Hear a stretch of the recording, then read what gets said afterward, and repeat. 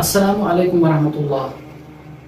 جیسا کہ ہم نے لاسٹ ویڈیوز میں دیکھا کہ ہم نے ڈسکس کیا سائیکالوجی کے بارے میں، what is psychology and its definition. ہم نے یہ بھی جانا کہ واٹ از بیہیویئر، بیہیویئر کیا ہوتا ہے، اور اس میں نہ صرف ہیومن بیہیویئر بلکہ اینیمل بیہیویئر بھی اسٹڈی کیا جاتا ہے۔ اس کے بعد ہم نے دیکھا کہ psychology is a science, psychology کس طرح سے ایک سائنس ہے اس کے بارے میں ہم نے جانا۔ اور آج کے اس ویڈیو میں ہم ڈسکس کرنے والے ہیں history and development of psychology, کیسے سائیکالوجی ڈیولپ ہوئی ٹائم ٹو ٹائم، کیسے اس کا آغاز ہوا، کیسے سٹارٹ ہوئی، کن کن کانسیپٹس کے بیسس پہ سٹارٹ ہوئی سائیکالوجی کی اسٹڈی۔ سائیکالوجی کی ہسٹری کے دو بڑے پیریڈ ہیں جنہیں ہم pre scientific and scientific period کہتے ہیں۔ پری سائنٹیفک پیریڈ وہ پیریڈ ہے سائیکالوجی کا جنم ہوا۔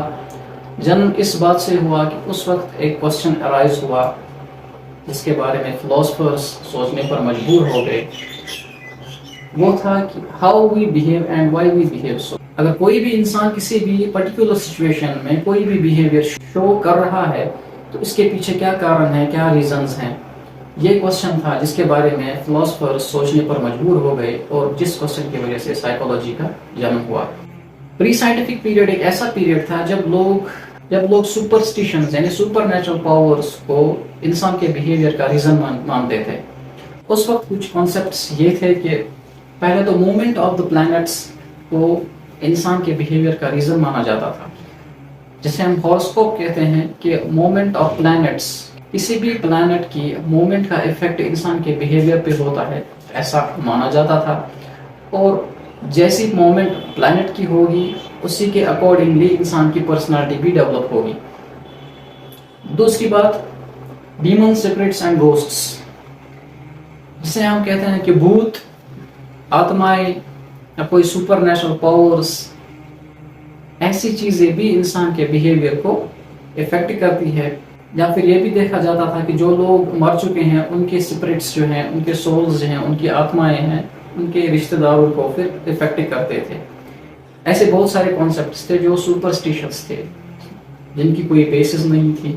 اس وقت انسان کے جو بیہیویئر کا ریزن دیکھا جاتا تھا وہ انسان کی باڈی کے اندر نہیں بلکہ انسان کے باڈی کے باہر دیکھا جاتا تھا۔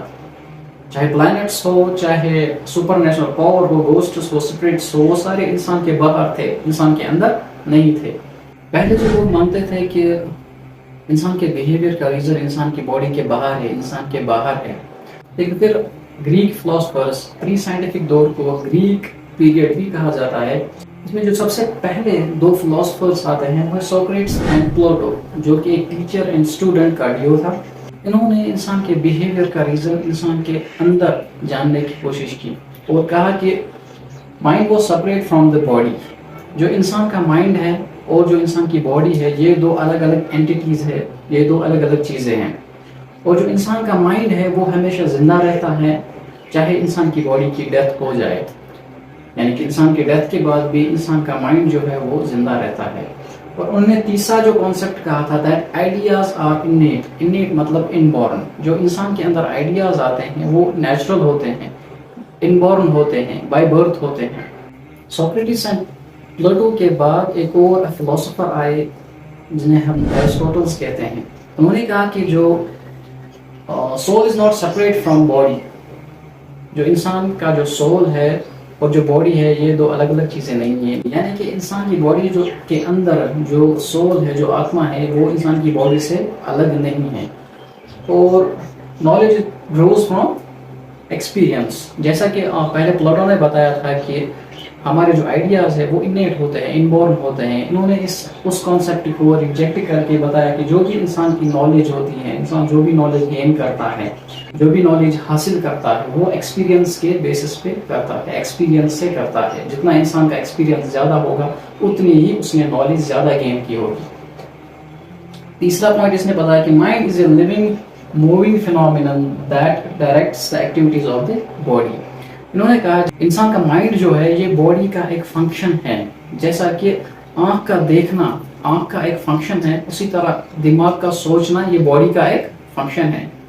تو انہوں نے یہ کہا کہ جو مائنڈ جو ہے وہ ایک فنکشن ہے باڈی کا، جیسے اور فنکشنز ہوتے ہیں، جیسے آنکھ کی فنکشن ہے دیکھنا، کان کی فنکشن ہے سننا، اسی طرح ہاتھ کی فنکشن ہے مومنٹ کرنا. اسی طرح مائنڈ جو ہے وہ باڈی کا ایک فنکشن ہے جس کا کام سوچنا ہے. ٹھیک ہے.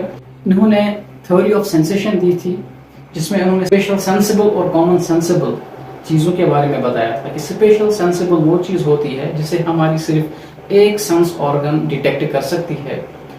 جیسے کہ لائٹ صرف ہم آنکھوں سے دیکھ سکتے ہیں. اونلی ون سینس آرگن اس میں یوز ہو رہا ہے.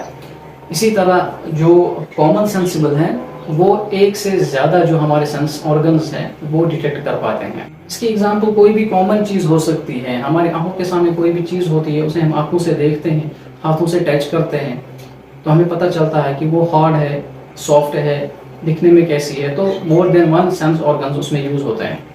ان چیزوں کو ہم کامن سینسیبل چیزیں کہتے ہیں, اور جن میں صرف only one sense organ use ہو اسے ہم اسپیشل سینسیبل چیزیں کہتے ہیں. ہپوکریٹس جسے فادر آف میڈیسن بھی کہا جاتا ہے, اس نے اپنی ایک تھیوری دی جسے ہم تھیوری آف ہیومرس اور تھیوری آف ڈیزیزز بھی کہتے ہیں. انہوں نے کہا کہ انسان کی باڈی کے اندر 4 طرح کے فلوئڈز ہوتے ہیں. بلڈ جو کہ ہارٹ سے نکلتا ہے, فیلگم جو کہ لنگز سے نکلتا ہے, یلو بائل جو کہ لیور سے نکلتا ہے, اور بلیک بائل جو کہ کڈنیز سے نکلتا ہے. انہوں نے کہا کہ یہ جو 4 طرح کے فلوئڈز ہوتے ہیں ان کے اب نارمل سیکریشن کی وجہ سے انسان کی پرسنالٹی ڈیولپ ہوتی ہے. جو فلوئڈ باڈی میں زیادہ ہوگا اسی طرح کی پرسنالٹی انسان ڈیولپ کر پائے گا. اور انہوں نے اس کے ریزنز بھی بتائے کہ اگر انسان کے اندر بلڈ زیادہ ہو تو وہ جوائفل ہوگا, ایگر ہوگا, آپٹمسٹک ہوگا, یعنی بہت ہی انرجیٹک ہوگا. دوسرا بتایا اگر انسان کے اندر فیلگم زیادہ ہو جو لنگس سے نکلتا ہے تو وہ انسان کام ہوگا اور بہت ہی تھاٹفل ہوگا, بہت ہی شانت مزاج کا ہوگا اور بہت ہی زیادہ سوچنے والا بھی ہوگا. انہوں نے کہا اگر یلو بائل انسان کی باڈی میں زیادہ ہو جائے تو وہ انسان بہت ہی پیشنیٹ ہوگا, ایمبیشیس ہوگا, بولڈ ہوگا, لیکن بہت زیادہ اریٹیٹ ہونے والا ہوگا, بہت ہی زیادہ اریٹیبل ہوگا.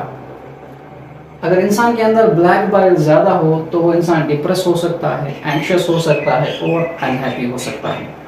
ہپوکریٹس جنہوں نے کہا کہ انسان کی پرسنالٹی جو ہے وہ 4 فلوئڈز کی وجہ سے بنتی ہے. انہوں نے بتایا کہ یہ 4 فلوئڈز ان میں سے جو بھی انسان کی باڈی کے اندر زیادہ ہوگا اس انسان کی پرسنالٹی اسی ٹائپ کی ہوگی. اس کے بعد ایک اور فرینچ میتھمیٹیشین اینڈ فلاسفر آیا, اس کا نام تھا رینی ڈسکارٹس, جو کہ ایک فرینچ میتھمیٹیشین اینڈ فلاسفر تھا. پہلے تو میتھمیٹیشین تھا, اس کے بعد فلاسفی میں آیا. He is also known as father of modern philosophy. انہوں نے تھیوری ایک ڈیولپ کی جسے ہم تھیوری آف ڈیویلزم کہتے ہیں. انہوں نے کہا کہ mind and body are separate entities. جو انسان کا مائنڈ ہے اور جو انسان کی باڈی ہے یہ دونوں الگ الگ چیزیں ہیں. باڈی ورکس آٹومیٹکلی, کوئی بھی باڈی جو ہو, انسان کی باڈی ہو یا کسی جانور کی باڈی ہو, وہ آٹومیٹکلی ورک کرتی ہے. دیٹس لائک اے مشین جو آٹومیٹکلی ورک کرتی ہے. لیکن انسان کی باڈی کے اندر صرف باڈی ہی نہیں بلکہ اسے مائنڈ بھی دیا گیا ہے. جو مائنڈ ہے کیپیبل آف فری تھاٹس, جو سوچ سکتا ہے, امیجنیشن, اندازہ لگا سکتا ہے کسی بھی چیز کا, امیجن کر سکتا ہے, اینڈ میموری, کسی بھی چیز کو اسٹور کر سکتا ہے. کی جو باڈی ہے وہ نہ صرف باڈی ہے بلکہ باڈی کے اندر مائنڈ بھی دیا گیا ہے. جو مائنڈ ہے وہ آٹومیٹک نہیں ہے بلکہ اس کے خود کے کچھ پاورز ہے جو خود سوچ سکتا ہے, سمجھ سکتا ہے اور کسی بھی چیز کو, کسی بھی انفارمیشن کو سیو کر سکتا ہے. اور ایٹ دا اینڈ انہوں نے یہی کہا کہ اگر انسان کے بیہیویئر کو جاننا ہے, ہیومن بیہیویئر کو ایکسپلین کرنے کے لیے صرف ایک ہی موڈ, بیسٹ موڈ ہے, that is interaction between mind and body. جو باڈی اینڈ مائنڈ ہے ان دونوں کی جو انٹریکشن ہوگی, انٹریکشنز ہوگی, ان کو اسٹڈی کرنے کے بعد ہی ہم ہیومن بیہیویئر کو جان سکتے ہیں. ڈسکارٹس کا جو کانسیپٹ تھا دیٹ مائنڈ کیپس انفارمیشن یا مائنڈ کیپس نالج, اسے کرٹیسائز کیا گیا. برٹش فلاسفرز تھے جان لاکی اینڈ کانٹ. انہوں نے کرٹیسائز کیا ڈسکارٹس کو کہ how the mind comes to acquire knowledge. جو مائنڈ کے پاس نالج آتی ہے وہ کہاں سے آتی ہے. دوسرا پوائنٹ انہوں نے بتایا, انہوں نے ریجیکٹ کیا نوشن آف انیٹ آئیڈیاز. انہوں نے یہ چیز بھی ریجیکٹ کی کہ مائنڈ کے پاس آلریڈی کوئی انفارمیشن ہوتی ہے, کوئی آئیڈیاز ہوتے ہیں. جو انسان کے پاس آئیڈیاز ہوتے ہیں وہ انوالو ہوتے ہیں. انہوں نے اس کانسیپٹ کو بھی ریجیکٹ کیا. انہوں نے کہا mind of child is clean slate. انہوں نے کہا کہ بچے کا جو دماغ ہوتا ہے وہ پورا کاغذ ہوتا ہے، اس کے پاس انبورن کوئی بھی انفارمیشن نہیں ہوتی، کوئی بھی نالج نہیں ہوتی، کوئی بھی ایکسپیرینس نہیں ہوتا، ٹھیک ہے، کوئی بھی آئیڈیاز نہیں ہوتے، بلکہ جو بھی انسان کے پاس نالج آتی ہے وہ آتی ہے بائی ایکسپیرینس سے آتی ہے، جو ایکسپیرینس ہم سینس آرگن سے حاصل کر لیتے ہیں، یعنی کہ انسان کے سینس آرگن سے ہم انفارمیشن لیتے ہیں، اس انفارمیشن کے بیسس پہ ہمیں ایکسپیرینس ملتا ہے، اس ایکسپیرینس کے بیسس پہ ہمیں نالج ملتی ہے، ہمارے آس پاس کے جو سوسائٹی ہے، آس پاس کی چیزوں کے بارے میں وہ نالج ہم سیو کر لیتے ہیں اپنے دماغ میں۔ تھے جنہوں نے ایک ایسا کوسچن ارائز کیا جو اب تک سائیکالوجی میں چل رہا ہے کہ جو بیہیویئر ہے is that result of heredity اور انوائرمنٹ۔ جو انسان کا بیہیویئر ہوتا ہے وہ انبورن جو اس کے اندر ٹرانسمیٹڈ ٹریٹس ہوتے ہیں ان کی وجہ سے ہوتے ہیں، ہیریڈیٹی کی وجہ سے ہوتے ہیں، یعنی کہ جو اس کے پیرنٹس ہیں یا اس کے جو انسسٹرز ہیں ان سے ملا ہوا ہوتا ہے انہیں۔ یہ انسان کا جو بیہیویئر ہوتا ہے وہ اس کے انسسٹرز کے افیکٹ کی وجہ سے ایسا ہوتا ہے، یا پھر جس انوائرمنٹ میں انسان کی ڈیولپمنٹ ہو رہی ہے اس انوائرمنٹ کی وجہ سے انسان کا بیہیویئر ایسا ہوتا ہے۔ تو اس چیز کا پھر دھیرے دھیرے سائیکالوجی نے آنسر دیا کہ heredity and environment both are responsible for the behaviour. لیکن اس وقت یہ دو پہلے شخص تھے جنہوں نے اس کوسچن کو ارائز کیا کہ انسان کا بیہیویئر جو ہے وہ that's a result of heredity اور انوائرمنٹ، دونوں میں سے کس چیز کا افیکٹ انسان کے بیہیویئر پہ رہتا ہے۔ جان فریڈرک ہربرٹ جو تھا انہوں نے ایک نیا ہی کانسیپٹ دیا جسے ہم ڈاکٹرائن آف اپریسیپشن کہتے ہیں، جو کہ اس کی تھیوری کا سب سے امپورٹنٹ حصہ ہے، امپورٹنٹ ڈاکٹرائن ہے۔ پہلے اپریسیپشن بتاتے ہیں۔ اپریسیپشن کی میننگ ہوتی ہے جب بھی انسان نئے آئیڈیاز کو ڈیولپ کرتا ہے، نئے آئیڈیاز انسان کے اندر آ جاتے ہیں، آلریڈی انسان کے اندر جو پرانے آئیڈیاز ہیں، نئے آئیڈیاز اور پرانے آئیڈیاز آپس میں میچ ہوتے ہیں، ان کو ہم اپریسیپشن کہتے ہیں۔ اگر وہ ایک دوسرے کو سپورٹیو ہے تو زیادہ اچھا رہے گا، اگر وہ ایک دوسرے کو ریبیل کرتے ہیں، ایک دوسرے کے ساتھ ٹکراتے ہیں، تو اکارڈنگ ٹو ہاربرٹ کیا کہتے ہیں کہ new ideas thrust the old اور ان امپورٹنٹ ونس۔ جو بھی نئے آئیڈیاز ہوتے ہیں وہ پرانے آئیڈیاز کو روکتے ہیں یا باہر نکالتے ہیں، صرف ان آئیڈیاز کو نہیں جو انہیں سپورٹیو ہوتے ہیں، بٹ ہمارے اندر جو بھی نئے آئیڈیاز آتے ہیں وہ ہمارے پرانے آئیڈیاز کو باہر کرتے ہیں، یا پھر جو ان امپورٹنٹ آئیڈیاز ہوں گے انہیں باہر کرتے ہیں۔ اگر نیا آئیڈیا سائیکالوجی کا ہے تو سائیکالوجی کا جو نیا آئیڈیا ہے وہ باقی سبجیکٹس جو ہوں گے، میتھمیٹکس، باقی سبجیکٹس جو سپورٹو سائیکالوجی کے سپورٹ میں نہیں ہوں گے وہ انہیں باہر نکالنے کی کوشش کرے گا اور خود کانشیسنیس میں رہنے کی کوشش کرے گا، ٹھیک ہے۔ تو انہوں نے کہا کہ جو بھی نئے آئیڈیاز آتے ہیں وہ ہمارے پرانے آئیڈیاز کو باہر نکالنے کی کوشش کرتے ہیں اور خود کانشیسنیس میں رہنے کی کوشش کرتے ہیں۔ انہوں نے یہ بھی کہا کہ جو بھی آئیڈیاز ہمیں ایکسپیرینس سے گین ہوتے وہ کبھی ڈسٹرائے نہیں ہوتے۔ اگر ہم ہماری ریئل لائف میں بھی دیکھیں کہ ایکسپیرینس کے بیسس پہ ہم جو بھی چیز سیکھتے ہیں وہ ہم آسانی سے بھولتے نہیں ہیں۔ انہوں نے بھی یہی کہا کہ ایکسپیرینس کے بیسس پہ جو بھی آئیڈیاز ڈیولپ ہوتے ہیں انہیں ڈسٹرائے کرنا مشکل ہوتا ہے، وہ ڈسٹرائے نہیں ہوتے۔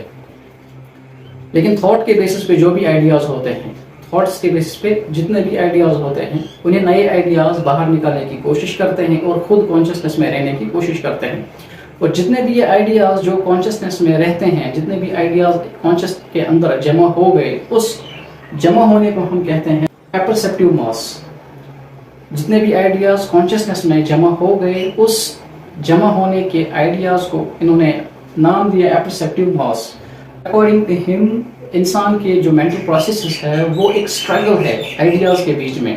ہمارے جب بھی نئے آئیڈیاز آتے ہیں کہ ہر آئیڈیا کی یہی کوشش رہتی ہے کہ وہ اس اپرسیپٹیو ماس میں رہے، کانشیسنیس میں رہے، اور اس کے علاوہ جتنے بھی آئیڈیاز وہاں پہ ہیں جو اسے سپورٹ نہیں کرتے انہیں باہر نکالنے کی کوشش کرتے ہیں۔ تو انہوں نے یہی کہا کہ مینٹل پروسیسز جو ہے وہ ہمیشہ اسٹرگل میں رہتی ہے، اور جس کی وجہ سے انسان کی جو مینٹل اسٹیٹ ہے یا پھر بیہیویئر ہے اسی حساب سے بنتا چلا جاتا ہے۔